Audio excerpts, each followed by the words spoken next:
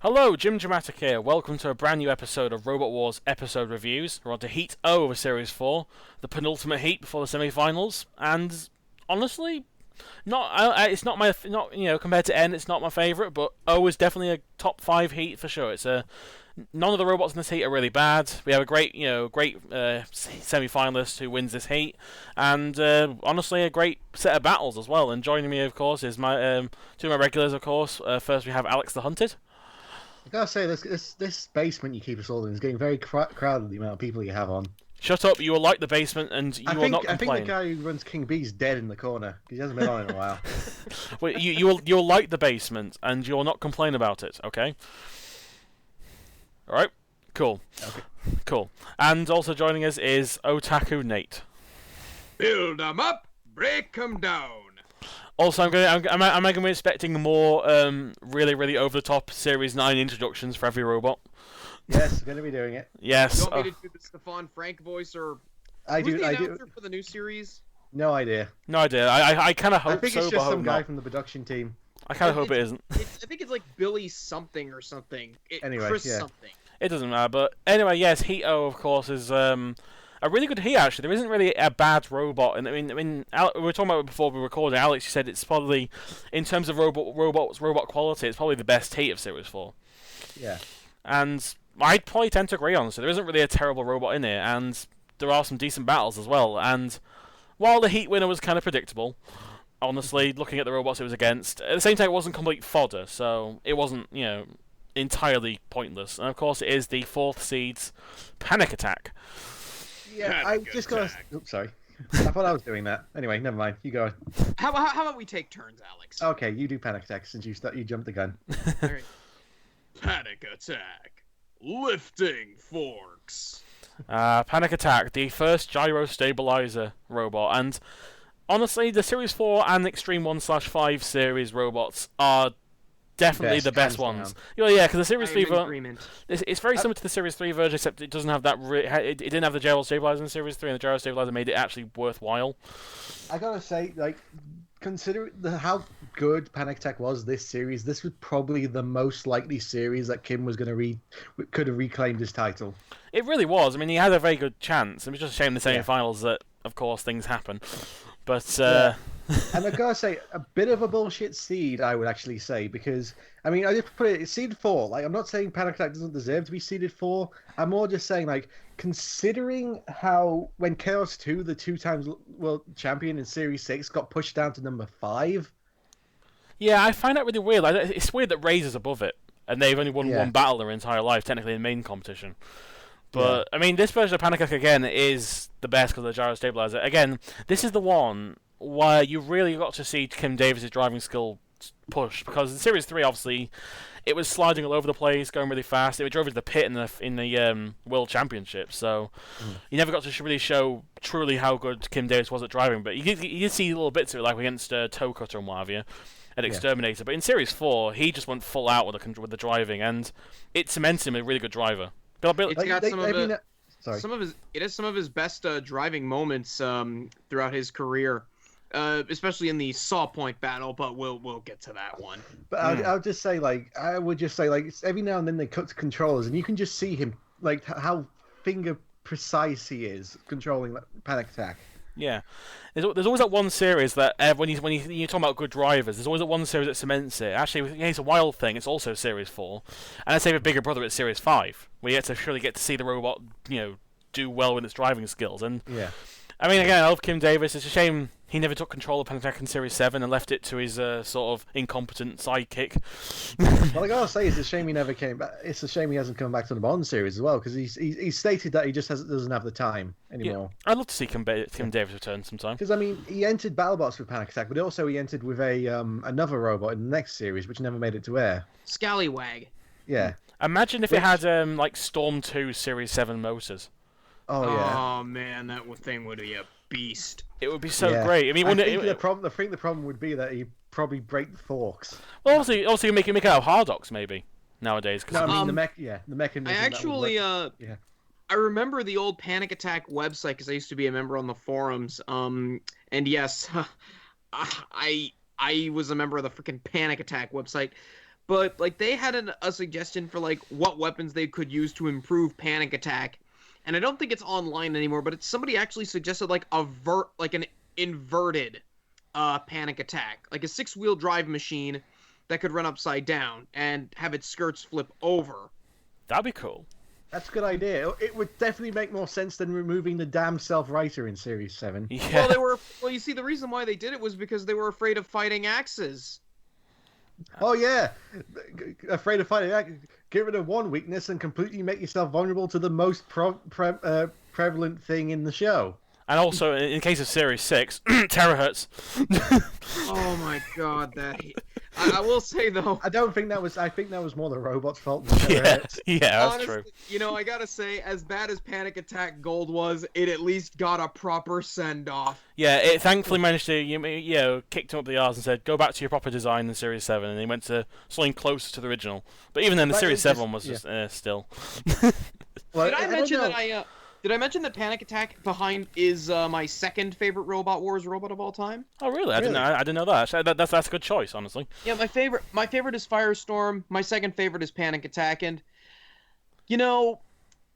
what I'm about to say always like Panic Attack. He always loses to Firestorm. Also, I'm guessing even in your list of favorite robots. Also, hey Nate, do you have a thing for like yellow robots? Is your third favorite would be cheese? It would actually no. I'm guessing my third favorite would probably be Bigger Brother. All right, my top is Firestorm, Hypno-Disc, and oddly enough, my third favorite is Supernova. Don't ask me why. It always has been. What should have been Hypno-Disc's successor? Pretty much, and unfortunately, well, it did well in Series 9 at least. It had potential. Too much glass, not enough cannon. Yeah, thank God for taking a break for Series 10 to hopefully improve it for Series 11 if they decide to come back, because it'd be nice to see them back. But Panic Attack is one of the classics of the early era. It really only stopped being good around after Series 5 when they went to the weird designs, and then other robots started getting even more destructive and more durable and stuff. And then when they brought it back for Series 7, when Kim wasn't driving, it just shows it really. Panic Attack is a perfect case of showing like a good robot is mostly down to the driver. That's true. I mean, a robot is only as good as its driver, I think, is what you mean to say. Yeah. It could have been worse. It could have been Thermidor 2 in Series 8, where it came back and went, "Hi guys, what's Hardox?" And then smash Ironside 3 in your face. There you go. And hell, if Chomplot can start beating you, there's something wrong with your Thermidor 2. There really is. Yeah. One last thing before we move on from Panic Attack. What I'm about to say is very controversial, but I think of all the champions in Robot Wars, from both the classic and modern, I don't think anyone earned it more than Panic Attack. I can see that. I mean, especially in Series 2, they had to do a rerun of the Gauntlet. I think really they were just the most durable robot in Series 2. Especially considering like the fact that they were also doing it for charity. Yeah, I think that's what makes me feel that they earned it as they were the most deserving champions. And I know it's kind of a smarky thing to say they deserve it, but yeah. I mean, let's face it. I mean, Chaos 2, as good as it was, most of its matches were flip out the arena or over. That's it. Battle over. I would say I don't know. Chaos 2 definitely was the best robot to win it. I would say. I would say so, but considering the background, considering its background though, I would say definitely Panic Attack was very unlikely, but definitely earned it in a way. And what I would say, the robot I think that really earned the title but never got it would be Firestorm. Oh yeah, I mean Mendy Grand Finals later, still no championship. Always the bridesmaid, never the bride. I'm still waiting for that Hardox version of Firestorm. Get it made. Yeah. But yes, of course, and the robot. I did think Firestorm. Yeah. But the robot it beat in the heat final was also a robot that a robot I'd say barely did anything in Series 3, mainly because of damn control interference as per Series 3. It is Sorry Mate, I Didn't See You, better known as Smidsy. Smidsy, jaw clamper flipper lifter thingy. High five's more successful brother. I mean, I love Smidsy. I mean, it's one of those robots. It's one of the probably in the top 5 robots that never managed to win a heat of the series. It's this episode that shows how much of a crime it was that Smidsy didn't win its heat in Series 3. It really is. 5. Yeah, actually, I'd say more so in 3, because in the fact it had no competition pretty much in Series 3, and in its heat. I mean, the hardest robot was Dreadnought and Trident, that's saying a lot. So, exactly. I mean, it got beaten by Ratus, a robot that ran into a house robot and knocked half its shell off, and then ran out, and then proceeded to drive onto the flame pit. It was, it's kind of sad, really. But at the same time, at least Smidsy, from now on, managed to at least get somewhere... actually managed to make a dent in each series it was in. It just never managed to ever get that golden semi-final. I do think it's a really underrated robot. I mean, twice a heat finalist, almost beat the robot that was ranked 6th in the UK in Series 6. It was winning that fight. I went toe for toe with the 2 times reigning champion in Series 5. Yeah. And technically beat it. Yeah, technically beat it, but that is a story for Series 5. But Smidsy is so simplistic as well. I mean, really, if you think about it, it's just 4 go-kart wheels in a box shape with a little clamping jaw on top of it on the front, and that is it. But it's so effective. Granted, didn't we get to see the jaws used as much this series? It was more Series 5 onwards they really started using the jaws more. Yeah, I think it was that really after Series 4 they kind of changed it the jaws ever so slightly to be more of a lifter. Especially Series 6 onwards it became just a lifter. Yeah, and also they had that little flywheel disc at the back, which got occasional usage, but wasn't really as prominent as the lifters or the jaws, depending which series it was in. I do love the Series 7 look to it. Like, I have really angry eyes on it. Like, it's so simplistic, but again, that's why you can describe Smidsy. It's just simplistic but really effective. I always love the angry eyes on them. I just love the paint scheme in general, the black and red. It looks dastardly. Yeah. It really does. I mean, actually, if you look at it from Series 3 to Series 4, it looks almost identical. It's just orange instead of red. And that's pretty much the only difference. I think that might have just been the lighting. It might have been. I don't know. I mean, it could easily been, but obviously from Series 5 onwards, they added more. They gave it more of that. They gave it more sleek. Especially in Series 6, it was much more of a lift as opposed to a jaw. In fact, the jaw was removed completely. Really, it was more of just a flat out. Basically, it's like a big version of Storm 2 almost in a way in Series 6 and 7. Yeah, it's such a shame. It's such a good robot. It really is. They always got unlucky either with bad draws or just bad luck in the case of Series 3 and in Series 5. Series 6. There's no other robot I can think of that hasn't won a heat that is as good as Smidsy, honestly. I mean, there's other robots like Steel Avenger, but I just don't... I can't put Steel Avenger in the same league as Smidsy. I'd say Lightning from Series 7 is up there because I really like Lightning. Actually, maybe Robo Chicken. Maybe not so much 259. Maybe Robo Chicken in later series. Oh, definitely. Because Robo Chicken, I think, actually, definitely from Series 5 to 7, particularly the Series 5 and 7 versions, they were very good. I mean, the Series 6 one was okay, but Series 7's where it's at. I mean, the robot that really should have won its heat, it was so criminally it's such a crime it didn't win its heat, was Ming Dynasty. We'd never mentioned that robot. After we mentioned after Twister, I think that's going to be our new Kryptonite. Kryptonite, more like. The worst seeded robot. And that's saying something. I don't know, man. Shadow of Napalm. No, to its credit, Napalm had at least won a heat at some point. Shadow of Napalm kind of earned its seed. What the hell did Ming do to get a seeding? Yeah, I mean... on merits then, point taken. Yeah, because Napalm won a heat in Series 2, and actually we got to a heat final where it survived Stegosaurus for the full 5 minutes at the time in Series 3, so... it was a shit robot in Series 4, but at least its previous experience earned it. I don't see what Ming ever did. It lost to the Morgue in this series, so... Yeah. Yay. And then, of course, the 2 robots that made it to the second round. The first one is the one that... I'm not a big fan of this series of robots in general, but again, this robot is still fine. It's just... I'm just not a fan of the robots themselves. It's an Agrobot 2. The 20th C, which I think makes sense, honestly. It's in the 20s. Agrobot. Lifter and Spike. No, call its correct name. The Zonka. Oh, God. Zonka. I mean, it's pretty much the same thing they had last series. I'm with you, James. I never liked Agrobot. I do like the team, though. No, the team is great. This is definitely a better version. I mean, the Series 3 Agrobot is just horrible. It's so big. I always like the paint job on the Agrobot robots, though. The Leech Brothers, they're a lot of fun. I call them the Super Baldy Brothers. Yeah. because it looks all of them are bald. It's just different stages of baldness. I love how kind of gothic they got burned with, just like loads of like spikes everywhere. I was gonna mention The backyard grandpa, the backyard uncles. I gotta say the Series 7 look, the costumes they wore for Series 7, Jesus Christ, is like, I know they're going for a biker gang sort of look, but they came off as more a fetish BDSM group. I just got is that uncle you don't talk to. That's basically what they all look like. But I mean, it's the uncle that your parents don't leave you in the room with. Yeah, actually, one thing I found. Sorry, Nate. Sorry. I'm like, I gotta look this up because I'm getting images of Demolition from the WWF or Rob Halford. I'm sure you won't be too far away, but actually, the one thing I find funny about this, particularly obviously this version of Agrobot compared to later series Agrobots, because they failed to qualify for Series 5, but they came back later on. They were in the Mayhem. Yeah, in the Mayhem, and not the actual main series. But one thing I find funny is that JP kept hyping this robot up because he said, this robot beat Razer. It didn't beat Razer. Razer beat itself. It's like, Agrobot was losing until that point. And it's like, oh, because they quote-unquote beat Razer.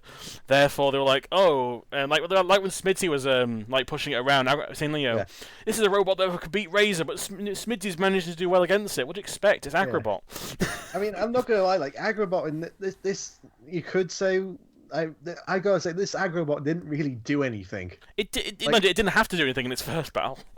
It didn't have to do it in its first battle, and then it didn't get the chance to do anything in the second battle. A little bit. It's definitely improving over the series. Like I said, I'm not a big fan of the series version because it's just too bulky and large, trying to fit its own consider good. a tongue a weapon. Yeah, and that spike is still there. Is it sad that I actually kind of like the what was it? The series 4 version? Because to me, I never really was a fan of like the Series 5 version onward, because that lifter was too tiny to truly be effective. Its wedge, I don't think, really touched the ground, and what on earth was that thing on its back? The claw. The claw. The claw, the useless claw. Like seriously, claws don't really work unless you're crustacean. It kind of works then. Or Killalot. Or Killalot, yeah. They sort of work there, but apart from that... But again, you've got to be able to ram into the... You've got to be able to hold the robot to get the claw in. That's why crustacean was so effective. It had 2 claws. Yeah. But Agrobot's just basically... It was supposed to... Also, that claw was supposed to rotate. Yeah, I couldn't imagine that. That'd be even more useless. But it gives you more angles to hit at. But I mean, this version of Agrobot 2 it doesn't look like a train or a bus or something. It looks very boxy, but not really amazing. I mean, I do like the fact that the lifter can work either way. Yeah. Which I quite like. But not many lifters can do that. That's cool. No, particularly it comes to robots like Suicidal Tensor, but it was flipped over. Those forks were pretty much. Yeah, the axe was definitely useless. Yeah, the axe was useless, let alone the forks. And this one actually, at least, they thought about it. And then, again, they kept the spike, because I guess it's tradition. Why not? Yeah. But and the Zonka. Tradition they immediately got rid of in the next series. Yeah, pretty much. But yeah, I'm not a fan of the Agrobot robots, but again, the team is way better than the robots, and I think I mean, I'm not gonna. I don't want to like. They're not bad robots, but again, when the robot immobilizes itself by lifting up a robot in the mayhem, it's not like it's not a great line of robots. I think it's just the reason why it's a bit like Steel Avenger. It's a robot that's been around, at least 3 series, and it's just never made an impact once when I've watched it. And they got one hit KO'd in Series 6 by Vader. Vader's kind of powerful, but still, to one hit KO'd is kind of pathetic at that stage.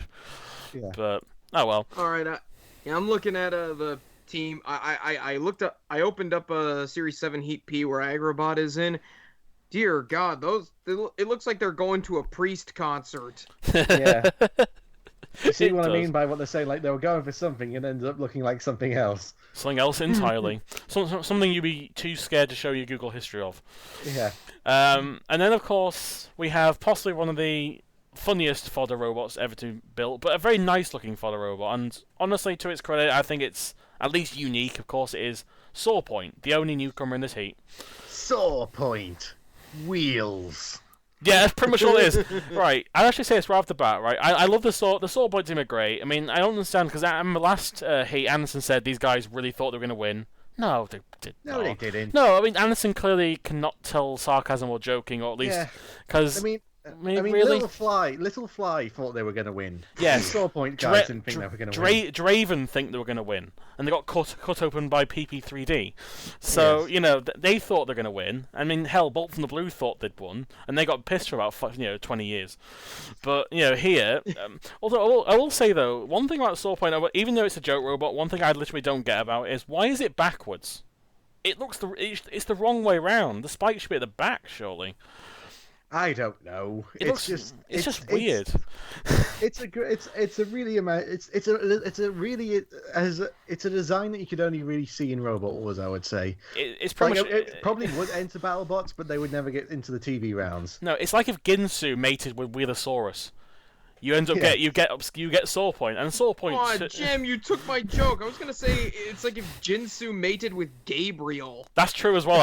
Actually, either is acceptable, because I love the fact that they're just saw wheels. It's something like out of Wacky Races rope. Yeah, that one car in Wacky Races that's made out of wood, and it's got those little saw blazers wheels. It kind of looks like their version of it, like if they made a robot. And again, despite the fact it's backwards, I love the little kind of devil stickers on it that Panic Attack later used in the Heat Final, which I found funny. Yeah, just stuck it on the forks. I always like that when teams give like a memento to the robot that beat them. Most notably Deator. Steel Avenger always gave the duster to whoever beat them. And Deator just gave the fur to everybody because it was a virus. And Team Toad give stickers to whoever they beat. Yeah. I mean, I do like Saw, but again, it actually was kind of durable for what it's worth. I mean, it looks like a robot that if it was in any other like Heat, or again, actually, if it swapped this out with Overkill GTI, it would have been the same thing. It would have gone out. But it's kind of the good kind of bad. It's not really annoying. It's at least unique enough to show them that it's not Medusa 2000, where it's just boring. It's just a box with like 4 wheels and a little wedgie thing at the front. Here, it's just. It's unique looking, at least. I mean, I think if you can have a robot that's at least sort of fodder but kind of a joke, at least make it either good fodder or make it memorable. And I think in this case it's at least memorable, even if it's not amazing. Sawpoint 2 sucked though. I'm just gonna say that. All the wheels fell off it, so So was it Sawpoint 2.5 or something like that? Which is the one that was in the minor meltdown, but all its wheels fell off? That was Sawpoint. That was Sawpoint 2. Yeah. That was a different, but that was a completely different team though. Was it? It was called Sawpoint 2. So was there another Sawpoint that no one knew about? Really? I don't know. Because the only successors they had, I think this robot had, were Demolition Man. Was Demolition Man. Oh. Which had the same wheels. Thinking about it, it could have been actually. It could have been different people, but related to. It could have been like I think it was the minor meltdown. It could have been the kids of these guys, maybe. It's a shame that Demolition Man, like when Sawpoint in Series 4 could probably beat Demolition Man. That's kind of sad. Actually, I really like Demolition Man. I'm not gonna lie. I love the design. The Series 6 the design is great. It just didn't work. No, the Series 6 version I liked. It's like again, if you crossed the original Sawpoint with Fat Boy Tin, you get Demolition Man. Actually, with a little bit of like Destructor Bubble / Arnold Terminator's axe thing, you get that as well. A little bit of Crippler as well from Series 3, and you get that mixed together. But I don't know about Sawpoint 2, but for some reason, when I was younger, for ages, I used to think this was the successor to A-Kill. I don't know why. I don't know why I thought it was related to it. And A-Kill's funny. The Series 6 A-Kill, which also was in Panic Taxi, I think, oddly enough. So I used to think that was like the same, because it was just as bad. I just thought it was like, it must be the relation to them, because it looks kind of the same kind of thing with the really useless wheels and everything added onto it. But yeah, Sawpoint's the fun kind of dumb. Even if it's completely useless in every single way. But it managed to get one of the fastest KOs in the world. Yes. Because it was against Oblivion 2. Driving. Oblivion 2. Oh, God. Who's doing the intro? I guess I'll do it. Go on then. Alright. Oblivion 2. Box on wheels. Now, the thing about Oblivion 2 was, when you for the 1 second you saw it moving, it was actually kind of fast.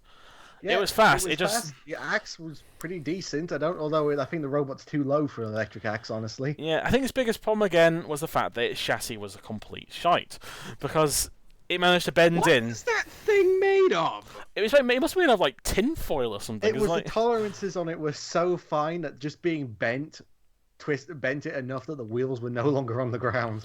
Was that how the original one the Oblivion 2 appeared in the pinball in Series 3. Is that how it happened as well, or did it just break down? I don't know. Well, basically, what it is, if you think about it, Oblivion for the axe to work has no top connection. So it basically just has the bottom to hold the chassis in place, to stop it from bending, and it's kind of like a convertible car. It needs a lot of strength to hold it up, and it just didn't have it. Actually, here's a question, right? Which is boxier, Oblivion 2 or CV? I'd argue Oblivion because it's flatter. Yeah. It's like a pizza box. I mean, it's weird. It's sad to say when Oblivion is actually better than Oblivion 2. There's something wrong. Because, I mean, at least Oblivion... I mean, honestly, people can knock Oblivion as much as they want. It got lucky against... Because, Dreadnought didn't put... the key fell out and all that. Fair enough. But to its credit, it survived Mortis all the way to Judge's Decision while Mortis was constantly hitting it with the axe. Whilst Oblivion 2, Sawpoint runs into it. Oh, no. Dead. And it's just I can't, I mean, thank goodness. I was saying this in the preview when he previewed Oblivion 2 last heat. Thank goodness for Supernova, because if this had been their last appearance, I would have just gone, my God, what a really bad robot Oblivion 2 is. But thankfully you can go, I don't care, because Supernova is awesome. Because we have Supernova, and particularly the Series 9 version, which was just glorious. Although the Series 7 version was also Series 6 version. Oh, the Series 6 version was gypped. I'm sorry. I'm just going to say they were gypped in the Series 6. I mean, Spawn again shouldn't even got to the Heat Final, but, whatever. But Oblivion 2 is just a box with an axe. It's not even that interesting looking either. Like, it's just a box. One thing I will mention is that apparently when Julie was introducing it, it had aluminium. It was made out. What was it? Aluminium on the top when it was clearly plastic. Yeah, pretty much. You can see through it, so it can't be that many. How thin is that aluminium? You can see through it. Yeah. I have no idea, but yeah, Oblivion 2... Flush down the loo. Yep, sucked. Sucked as much as the other Oblivion 2 they had. But a robot that lost in the first round that didn't suck, but just got incredibly lucky, was, of course... Unlucky, was, of course, Overkill GTI. Overkill GTI. Twin Flipper Bot. Now, I mean, obviously there are robots like Rambot and Spikosaurus. I think it's in the same category, honestly. Because, I mean, not as good as those two, I don't think. But Overkill was still a robot that I think, if it had been put in a different round... Hell, if it swapped out with a Sawbot as I did before, it would have got past the first... Yeah, it would have got past the first round. Easily. Yeah. But, I mean, hell, it was very lucky to get past to lose in Series 3, because it almost pitted 101 in one of the first charges. Mm-hmm. I'll just say this: it basically was ganged up on its an entire fight, and it lasted the full 5 minutes. Let's just say, if Panic Attack hadn't hit it against the wall and onto that spike, the tire wouldn't have burst. It would have been fine. Yeah, I mean that was its one weakness, is that it had basically shit wheels on it. Yeah, and they were so exposed, and the ground clearance was massive. Yeah, I was about to say, it wasn't just the wheels; it was just the ground clearance, man. Like in the back, man. I think its biggest problem is, I think a few of the flippers have had this problem, is that because it's got a very thin wedge. Sorry, I had to say that. Because it's got a very thin... You stole his bit. Because it's got such a thin wedge, it's got a very small amount it can flip on. Which is I think is a problem. Like, unlike something like Chaos 2. And what also makes it worse is that the robot really has to, for these twin flippers to work, the robot really has to get up the wedge as well. Actually, to its credit, it got some nice flips on Smidsy. It did. That flipper was not a joke, man. They could have made an impact with that. Yeah, it was just a shame that both series got kind of unlucky in some degrees. Although I think personally this was more unlucky than Series 3, but it was still kind of just... I mean, in fairness, in Series 3 they were against a curse, so it made sense. Yeah. In Series 4, they were just against two good robots. I'm just ashamed that they never came back after this, because I just would like them to extend the names. It was like Overkill GTI, WRS, Overkill GTI... WRS AMG. They essentially followed the Dreadnought principle of naming your robots. When you can't think of anything else to name it, just add letters and numbers to it and see what happens. Yeah, just follow the car lines of just putting more letters on the end of the car. They'll start putting the postcode on the end of it. Yeah. But Overkill GTI V8. Overkill GTI 90210. Overkill GTI PO Box 482/864. Just put a Overkill at GTI 249. I was just about to call it the name of a certain model of Porsche, but then I just realized, oh wait, that means I'll be referencing something else. Oh yes, of course.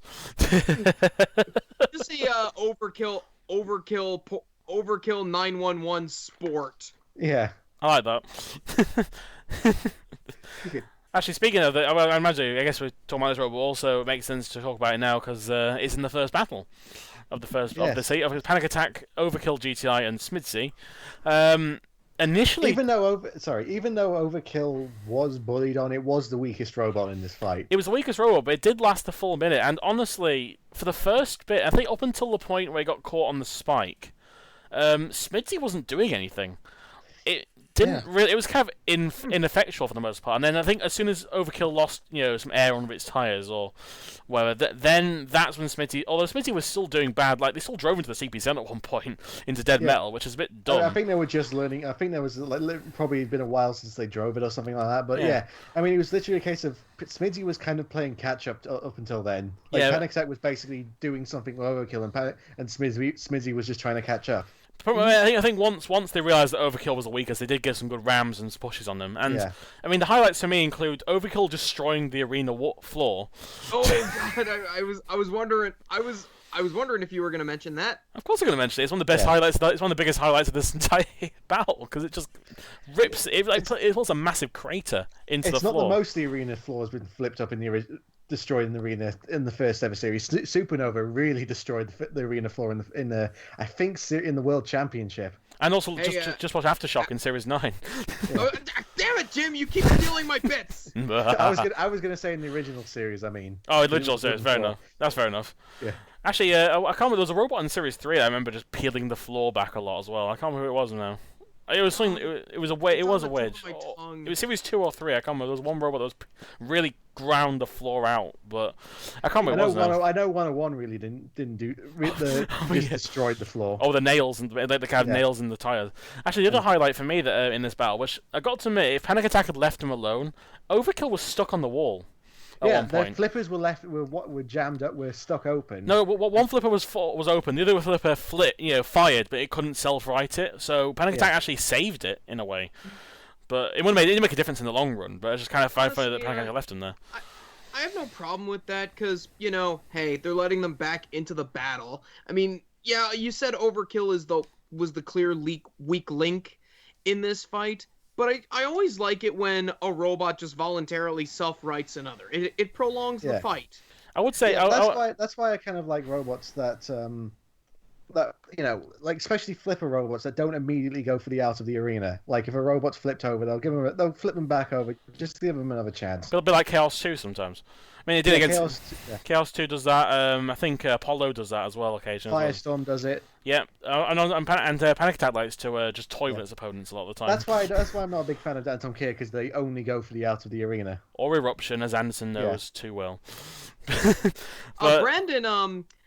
Brandon does it with his spinner bot, Mondo Bizarro. Oh, does he? Yeah. Oh, wow. Yeah. That's awesome. I mean, actually, would you say this particular first round melee is in the top 5 best of the series? I mean, slightly, yeah. I mean, obviously, the best one is still obviously Rambot, Behemoth, and Terminator, but this one is definitely in the top 3, maybe top 5, possibly, because, again, it goes for just decisions, and I'd say it's behind Spikosaurus, Bulldog Breed 2, and Stinger, but I think it's maybe 3rd, maybe 4th, because, again, it's just, I think the reason why it's down, because it's not as close, it's obvious who goes out. I would put Hypno-Disc, Razorblade, and Predator in that, mostly because it was just Hypno-Disc showing off. Yeah, that's always fun to watch, in fairness. But yeah, I mean, this fight was it was kind of unfortunate, but it was kind of expected. I mean, also at this point in the time, Smidsy had lost actually lost in the same round as Overkill, so both had a lot to prove. And in this case, Smidsy actually proved its worth a little bit more than Overkill. So it really is the problem with Series 4 is it just seems to be like the better robots are in the first and the second and the last part of the series. In the middle just seems to be like where we're just like, oh well, it's a low ranking seed, it's a low seeded episode, so just put this robot in there. Actually, also highlighted is the fact they seem to put the 3 best robots in one round, in one melee, and the shitter robots in the second melee. So who wants to see a fight against Agrobot 2, Oblivion 2, and Sawpoint? No one. You want to see these two fight way better. And speaking of that battle, it was over in 2 seconds. Agrobot 2, Oblivion 2, and Sawpoint. No, Sawpoint just drove over. No, it didn't drive over Oblivion. It's even worse. It's just they drove on the top front of Oblivion and then they just backed down, and that was it. Yeah, and I love Oblivion 5, the axe, like, they were going to do something about it, it's like, oh, we can't move. Yeah. Right then. Honestly, considering how weak that chassis is, maybe the axe probably could have immobilized itself as well, for all we know. Yes, and actually, was it this battle? I think it was. I recall. Yes, it was. A certain moment happened with the house robots not getting along. Yeah, well, it was a miscommunication, you see. Well, and since you stole all my segments, I'm taking one of yours. Fair enough. Yeah.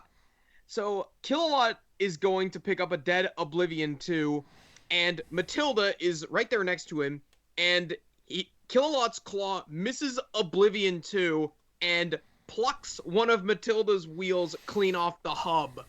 Yeah, and this is the second time he's done it this series as well. Damn, he's got some communication errors. Yeah, he really does. I didn't know Killalot had a foot fetish. Oh. And naturally, this was not mentioned by Jonathan Pierce. Yeah. Oh, actually, what's even funnier is that you know how they do the instant replays, how they'll do replays for the dumbest things ever? This is to be the single dumbest replay in the entire series. Because one thing I like about this fight is that Sawpoint and Agrobot didn't stay out of trouble. They were still going at it. Yeah. But there's a shot where Sawpoint and Agrobot are together, and they just show a slow motion shot of the spike sticking out of Agrobot. Yeah. They had no other footage. Yeah, I mean, just going back to Killalot ripping off Matilda's wheel is looking back at this series, I kind of realized that Killalot isn't that well driven this series. I don't know if he got a new driver or something, but considering that quite often he had trouble picking up another robot. He had other troubles pitting a robot or something like that. Like, if you think about it, Killalot did I don't know if he got a new driver, but Killalot wasn't that well driven this series. It was painful just trying to watch him put Oblivion 2 in the pit. In honesty, it was like they had to get everyone involved in that process. Yeah, it was like a massive team effort, except Matilda was sort of just stuck. It's like, you kind of broke my foot. Oh well, who cares, Matilda? Don't worry, worse things are going to happen to you. Southern things. Annihilated things. Foreshadowing. Hi-yo. Well, of course, that's pretty much all that happened in that battle. Yeah. I mean, the other thing to point out, obviously, is just how much Jonathan was absolutely loving Sawpoint. I bet he was giddy about it for some reason. He was like, it did anything. He was like, yay! Yeah. He was saying, I hope this robot wins. He was like, I hope this robot goes all the way. It was almost like he had like a drinking game. Every time Sawpoint moved, you had to like drink or something. Yeah. So he quickly got inebriated, and like, some drunk people, they'll find anything funny. So like we're going to the bathroom. Hooray! You're like, oh, Sawpoint moved. Hooray! They're just shouting at everything. That's why I felt like it happened. No one can disprove me. Therefore, it's a fact. Obviously, that's how facts work. But of course, we obviously have the side event, which was the pinball. And it was the weakest part of the episode. Yeah, it's invertebrates. What do you expect? I mean, it was invertebrates so slow. We're going for this, like, for the most part. Like, the only bit moving like a fish out of water. The only time they actually went fast, actually, to the credit, they got the 50-point target pretty smoothly. I did like that. That was pretty sneaky. Agrobot isn't a slow robot. Not Agrobot. I mean, Invertebrate isn't a slow robot. It's more the case of that they were just spending too much time. Like, oh, where do we go? Do we go here? Do we go here? Again, I always thought that. I mean, I go back to Invertebrate's design, but honestly, rather than having the bludgeoner and the have pointed end, they should have just made it a box and had 4 wheels and given it. Here's another thing about the bludgeoner. Why not just make it a vertical disc? Because they're idiots. Quite clearly, they thought it was a cool idea and they thought it was unique, and then they realized, oh no, because Millennium Bug couldn't use it. Was the idea to like swing the robot around so the teeth hit that sort of thing? But just have a vertical disc. I don't know. There's only one bludgeoner in Robot Wars history that actually worked, and that was Combat Ant, and that was an ant weight. Wow, that's kind of sad. But yeah, I mean, they got 95 points, which was tied with Razer, which is kind of says more about Razer. And that was when Razer gave, and that's a pinball one where Razer gave up halfway through it. It says more about Invertebrate than it does about Razer, honestly. Yeah. But yeah, 95 points again. It's not hitting the 100. I mean, if you're getting about 150, you're doing okay. So 95. I mean, at least considering the other teams, at least it wasn't Smidsy who couldn't hit barrels or. Till the drum that just drove into the pit. Well, Banshee was just slow the entire time. But at least even Banshee got 75 points. Bloody hell. But yeah, of course, both the battles in the second round were very one-sided for the most part. I mean, the first one, Panic Attack and Sawpoint, was pretty much just Sawpoint getting lifted up, bits bending. It's a fun little It's a fun squash match. Come on, it's just fun seeing just Sawpoint wobbling all over the place. Yeah. Oh, it is. With Panic Attack lifting up, and you can just see the freewheel just spinning around. Yeah, trying to get off. Things just bending on the robot, things falling. Although, actually, gotta say that could have caused something. Like there might have been method in their madness. Like if they spin the wheel and if Panic Attack moved them in just the right way, they could have severed the aerial. I don't know. Maybe. I mean, actually, Panic Attack almost gotten out of the arena, which is rare. Yeah. I was very surprised. Panic Attack's not a robot you expect to get out of the arena. It's a bit like how you didn't expect Storm 2 to get out of the arena, but then you get Panic Attack, who's like one of the slowest lifters in the show, and it's good. They just moved a little more forward or just a little faster. We could have seen Sawpoint dumped over the edge. Yeah, if Sawpoint was in the right place. Yeah, because the problem was the Sawpoint was basically the wheel hub was stuck on the fork. Actually, what I liked about this is, I mean, obviously through all this struggling, Sawpoint somehow broke down. But the funniest thing that made me laugh is the fact that Panic Attack for ages was like, get off me. It couldn't get them off. Like, they're pulling, they're lifting the forks down, Sawpoint's grabbing onto it. It's like, get off. And running into the wall a couple of times, flipping them out. And eventually, Shunt couldn't get them off. And very much like Mortis and Maverick. Actually, Shunt got them. Shunt was the one that got them off. I'm watching the fight now. Yeah. Although Shunt did destroy the arena again. Of course, because the arena is shit. The arena is plywood shit. So what do you expect? Yeah. But I mean, eventually, they let go of Sawpoint, and it was just dead. Yeah, I think Shunt must have hit something when because you could just see the wheels were still spinning until Shunt hit it. It must have been Shunt that caused it. Yeah, all in fairness, even if Shunt hadn't intervened, it was kind of obvious. I mean, as soon as the pit opened, they would have gone in the pit anyway.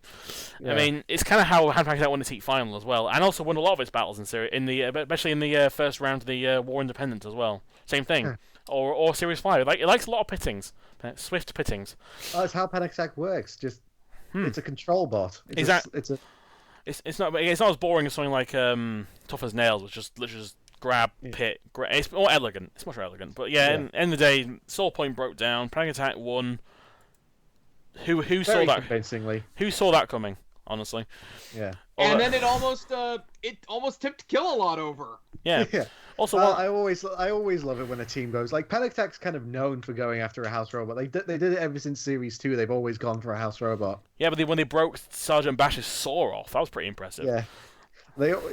Or flipping over, lifting up Matilda, or this fight, it was going after Killalot. Oh wait, Killalot's too heavy. Let's go after Shunt. Shunt's the easy target. If it's not Matilda, it's Shunt. Let's face it. Or Dead. Actually, Sergeant Bash. Those three robots are always the hard. That's why Sir Killalot and Dead Metal took ages to flip over in the series. Killalot's never been flipped over.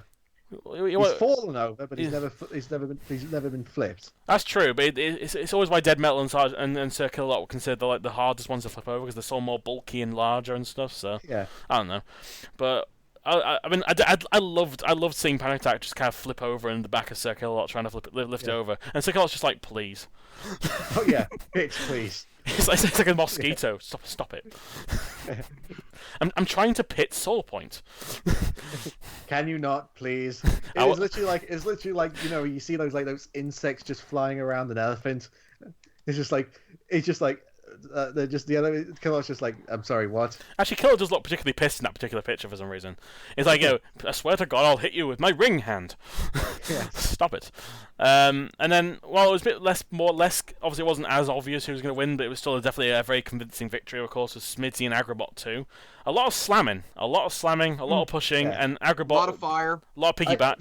Fire. Smidsy just beat Agrobot. It was like an anime beatdown. And both these robots set on fire. Smidsy's leather on top of it set fire, and Agrobot's wheels set on fire. So it was all worth it in the end.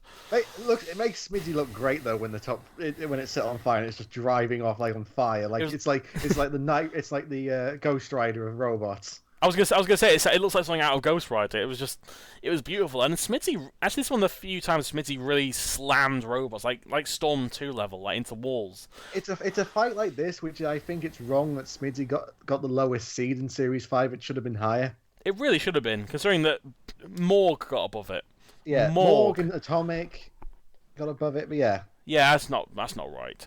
But I love that one bit when Agrobot was on top of Smidsy and was like wee on a piggyback and eventually just fell off. And I think that's when it broke Not down. as good as Warhog. No, that was a lot funnier, but it kind of just broke again. Just kind of got beaten to death. Really, Agrobot just kind of sat still, and then we never saw Zonka anymore. Unfortunately, although we did find out that they filled the back of it with foam. Why would you do that? Fire retardants. It didn't help the wheels, though, did it? Yeah.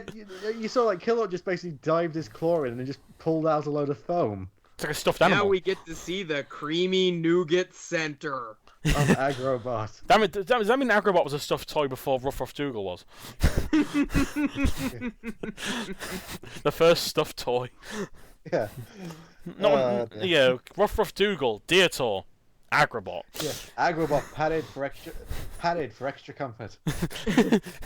Padded for your demise. Yeah, because that's what you want in your robots. That's what you want. Filled with the latest Swedish Tempur-Pedic technology. Yeah. Yeah, this was a very. I mean, actually, the only thing Agrobot did, we actually got to see its lifter move once. Yeah. That was it. Didn't do anything. It was just more lifting in a sign of like, help me, please, God, stop.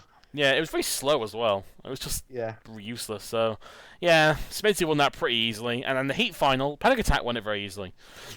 Not really. Well, it was a good back and forth match. Yeah.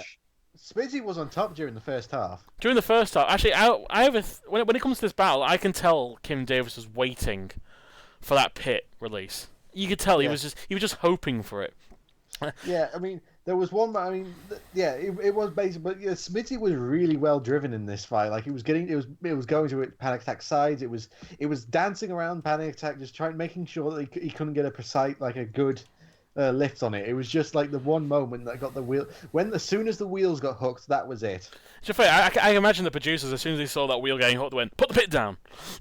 Yeah, it's out. Come on. And then Panic Attack did its signature, grab him and put him in the pit type scenario. Yeah. Well, it did put Smidsy down, and this was also when you got to see how the Smidsy's jaws could really open wide. They were wide. Bloody hell!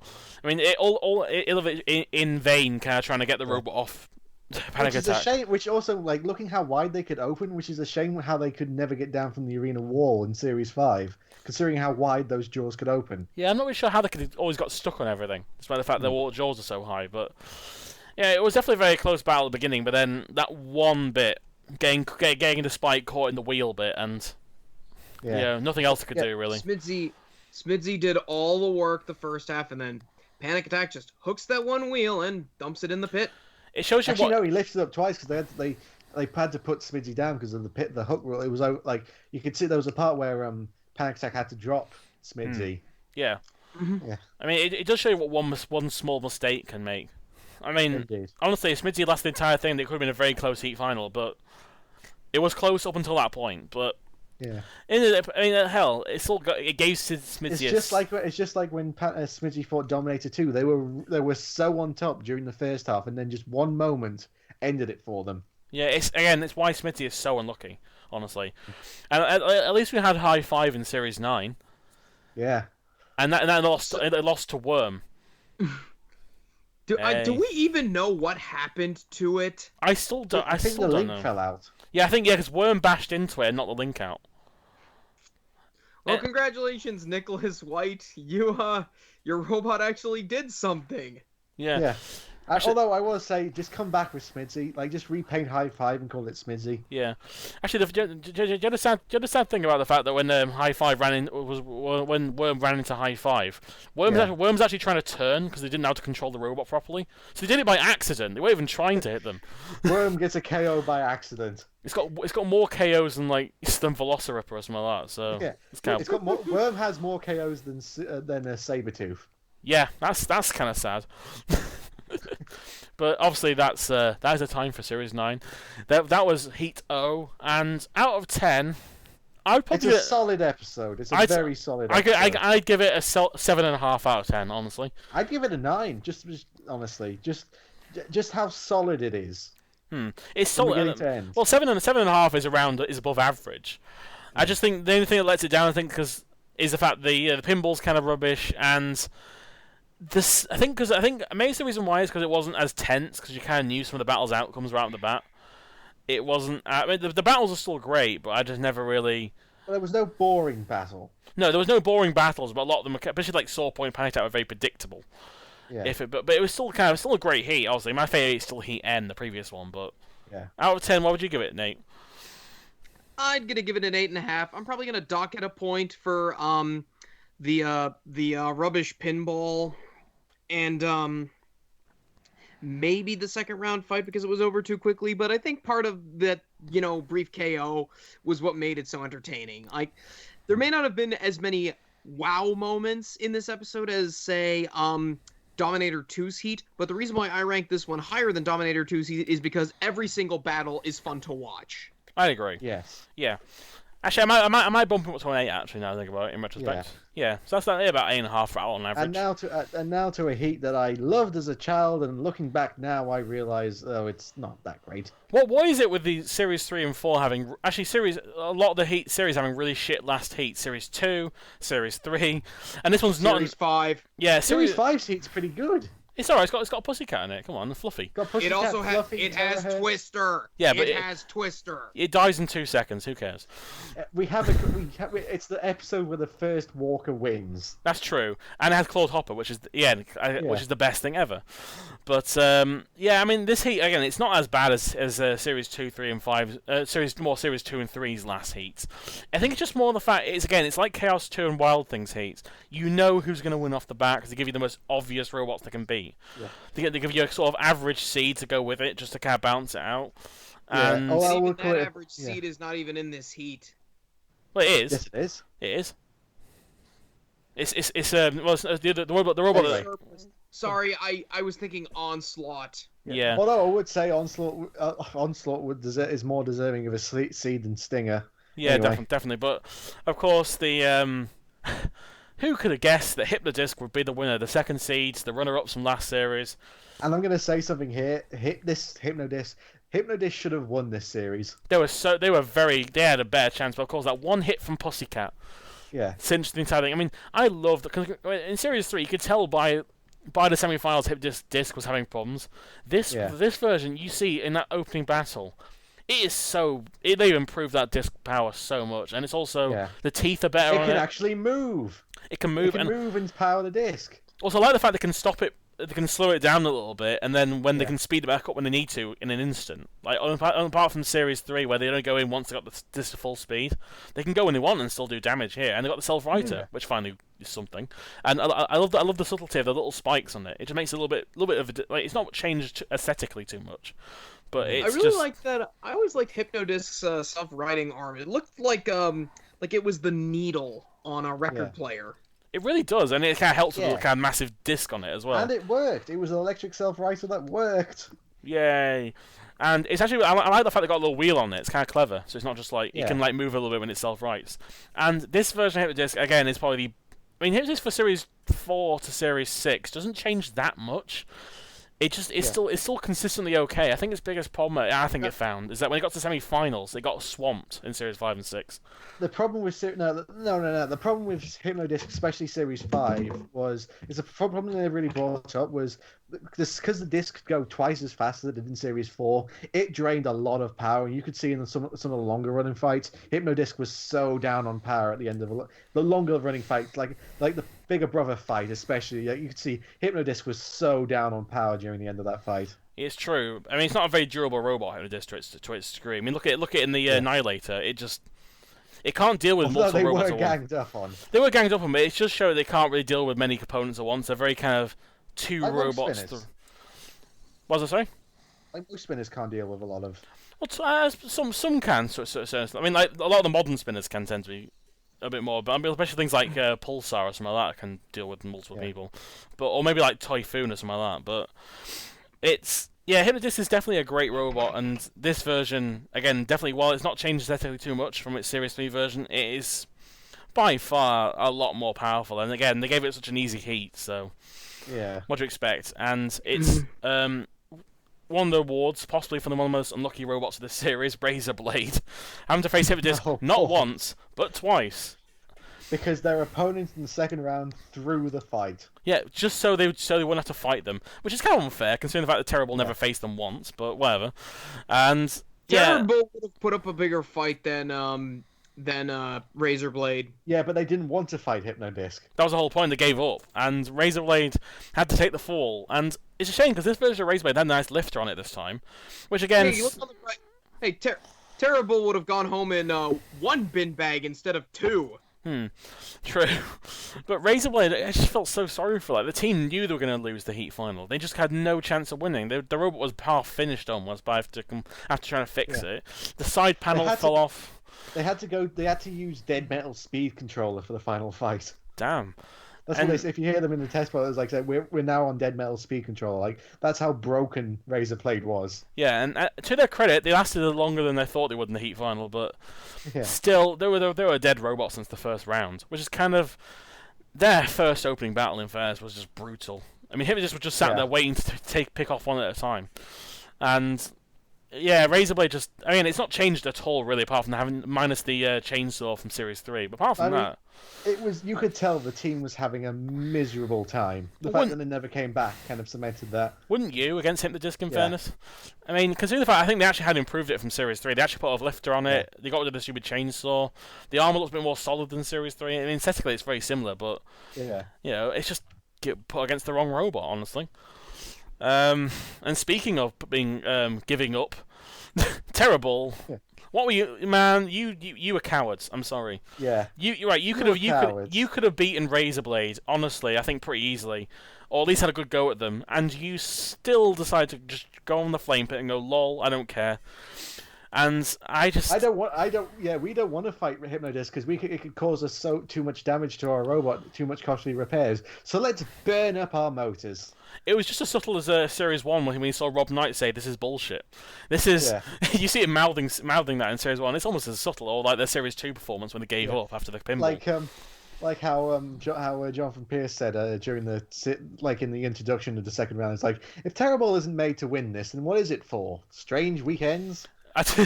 Although I will say, though, there's two things I find weird about this. First of all, in Series 6, they came back and lost pretty suddenly, honestly. Incredible was so lucky, but the fact that Jonathan Pierce kept saying they're a newcomer, they're literally the same robot from Series 4. That's how forgettable Terrible is. But there's one thing that isn't forgettable about Terrible.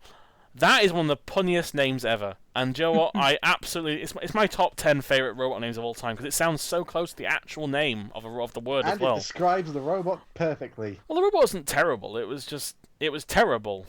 The team was terrible. I mean, they were cowards, honestly. I mean, at least Terrible was sturdy. It was and sturdy. Competently built. It does look competent for Series 4, but I think, I'm sorry. I mean, people make fun of Thunderbird 2 in Series 2 for jumping into the pit, but again, that was survival. That was only the first round. This Silence! How dare you! There's a difference between just trying to get through the gauntlet, which in fairness nobody wants to go through, and again, going against Hypno-Disc, fair enough, but you've got to give it a try. I mean, again, Sabretooth. Watch Sabretooth in Series 9. They knew they weren't going to beat Aftershock. But goddammit, they went in with that robot, they fixed it up multiple times to come back and get it working again, and they came in and they lost, and they were like, you know what, we're going to make a new robot next time and try and come back. These guys went middle fingers, middle flame pit, and I'm sorry. Yeah. There's a difference between, you got to actually have a try. Razor Blade tried. No, you didn't. I mean, like Razor Blade could have easily just said. It would have been more funny actually if Razor Blade just forfeited. Yeah. It's like we can't win. The robot's not going to be ready in time. And it's like Peter's like, okay, Terrible, you get in there. I can see the Terrible team just trying to like sneak out of the pits and go, what? Oh, okay then, fair enough. Are you fine? Yeah, just replace the motors. Oh, okay, fair enough then. Oh crap, just like shitting themselves. And then actually a robot. Also, another thing I would say is actually no. Let's go talk. If you want to get to the next robot, because I can bring it up in the next robot. Of course, it is VMAX. Yes. VMAX. What the robot unlucky machine. Yeah, the robot that it went up against, they replaced Onslaught. And I know Onslaught wasn't working at that time, but I've got to wonder what would have happened to Onslaught if it went against Hypno-Disc. It would have been a slaughter. Oh my god, there'd be nothing left. Man, imagine if Cerberus went against Hypno-Disc. Bloody hell. I mean, yeah, but Onslaught is smaller than Hypno-Disc's disc. Jesus Christ. It would have just gone flying out of the arena. Yeah. I mean, VMAX, honestly, this is the comparison, right? You know, Terrible, a robot that could have had a chance to fight Hypno-Disc, chose not to. VMAX, who were forced to after kind of, you know, bravely taking on the reserve after Onslaught couldn't make it, actually taking out a seed. Yeah. And while it is sort of a Firestorm clone from Series 3, it's still effective, so it's not that bad. I can see why it's a reserve, because there's nothing really interesting about the robot. It's just an average flipper, and it just looks like a Firestorm from Series 3, honestly. Yeah. It looks to me like if Firestorm and Gravedigger had a child. It looks more like a proto push to exit now that I think about it. Yeah. I'm looking at a picture of it right now. It's a shame they didn't come back, actually, because I kind of wish they'd like to. They could have made a really good flipper out of this robot. But oh no, VMAX, as they said in the episode, it's now a doorstop. It's an expensive doorstop. I can understand why, but I mean, again, that's the difference between them and Terrible. Terrible gave up by fighting Hypno-Disc. They actually went full out on Hypno-Disc, just like Splinter did in their semi-final. You know, that's bravery, going against the disc and having a good go at them. And yeah, VMAX again, it wasn't it was competently built, but again, not structurally sound against Hypno-Disc, and it didn't get that demolished. Most of it was just side panels that fell off as opposed to anything else. But and a battery. Yeah. And batteries went flying in this heat in general. But I mean, yeah, but a battery coming out on the side panels, it could have been a lot worse. You could have been Predator. the crippler team from last series, because you remember that robot so well. But actually, to this credit, I've got to say, this is one of my favourite designs of Series 4. It is so... Again, I think Mr. Cyber described it as a dollar store circular lot. And yes, it is, but my god, they put a lot of detail into this robot, considering they got little knitting needles. Like they swiped the front from a radiator, like a heater. They probably did, no. I mean, they got like I love the little knitting needle jaws that made me laugh, because they kept going all up until they kept going throughout the entire battle, because they're not connected to the battery, I guess, or something. Yeah. I just love that they even gave it the dreadlocks. Yeah, actually, they actually failed to qualify for Series 5, which is a shame, 'cause I saw the Series 5 version. It actually looked more competent than this one. It was much really? more... I haven't seen a Series 5 version. It's like it's a wedge with like a little sleek... It's got the same head on it, but it looks more like the Predator... it looks more like the kind of modern look of the Predator, but it's a lot more sleek looking. It's kind of a bronze colour to it, and it's more of a wedge. Yeah, I'm looking at it now, man. Yeah, I would have loved to have seen this in Series 5. Yeah, Predator 2 was it was a lot more competent. This was obviously a first try, but I got to it as a first try go. It's very beautiful looking. They put a lot of effort into it, and also it's a clear joke robot. Like they knew what they were entering with. Yeah, imagine in fairness, they had to go. Of course, out of all the heats, they had to be in Hypno-Disc heat as well. Yeah. But imagine if they got against Chaos 2. That'd been funny. Just seeing that thing flying all over the place. But actually, one thing I didn't notice until I looked at the picture of it now is they got a little skull head right in the middle of the robot, which made me laugh, like from a voodoo thing. And the knitting needle jaws, as I said, the little kind of clearly like they're taking a fork from the garden to make the hands. And the fork, actually both its weapons we never saw move at all. But imagine its back weapon had no chance. And hey, I gotta say though, at least at least it looks like the Predator. Yeah, it actually does look really well. And it looks more like if the Predator and Killalot had a baby. Yeah, it does. A bastardized baby. There's a lot of fusions in this heat, isn't there? Because that look, there's no denying that the back, especially the back of it, looks like Killalot. It really does. Actually, it does be like Sting 2 slightly as well. They'll have ribcage look to it. But I will say that, I mean, it's hard to believe they go from a robot like Crippler, which is probably one of the most forgettable robots of Series 3, to a robot from Series 4. Again, it's not good, but at least they tried. And technically, they broke down after Razor Blade. So technically, I think they should have gone through. But again, they were kind of beaten up to death anyway, so either robot was a kind of dead on arrival for both of them. Yeah. And would have loved to have seen how Terrible was going to throw that fight. No, that'd been hilarious. Just drive into the pit. Yeah.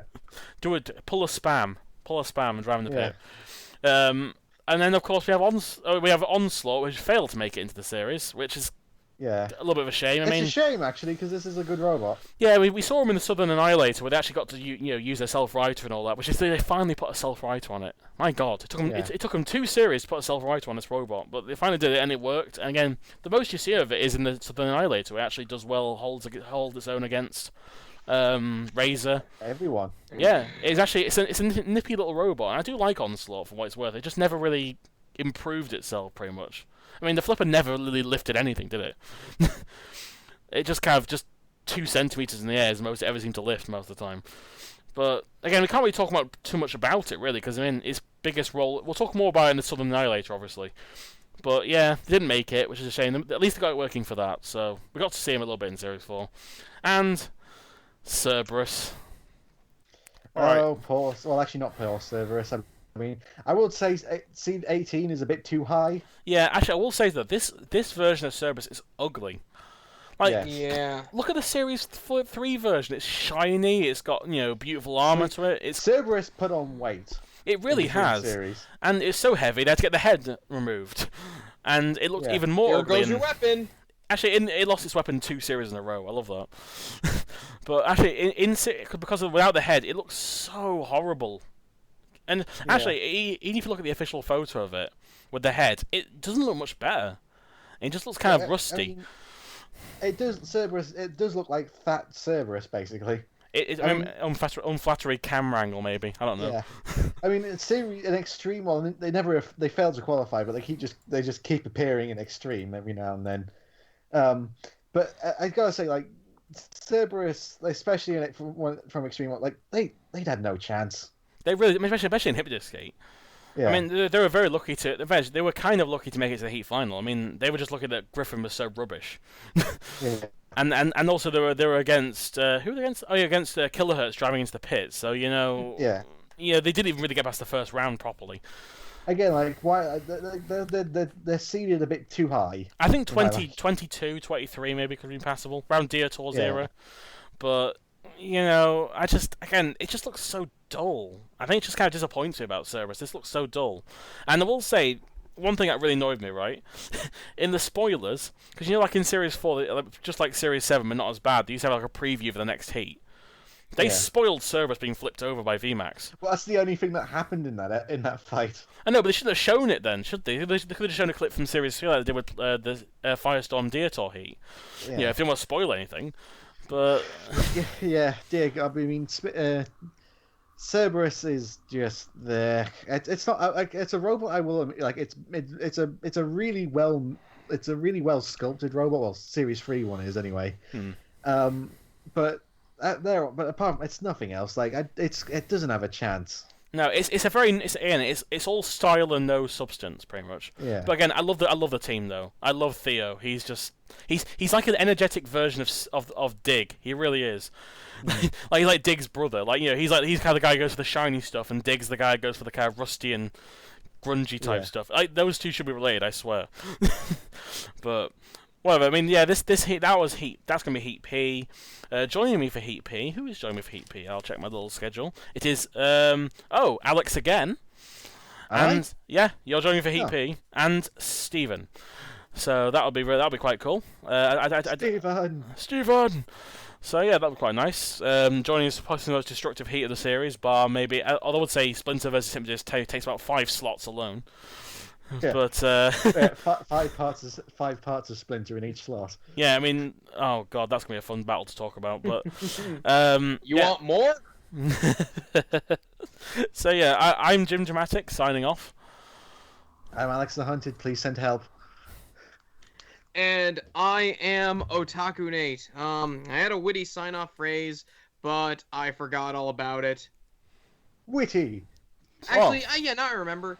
So yeah, this is OtakuNate, and I have nothing else to say other than I just think Pecorine is too good right now. I don't get the reference. Go check out the YouTube channel Urinating Tree. You'll find out. Okay. Okay, that's something to leave off, folks. Anyway. Goodbye, everybody. Bye.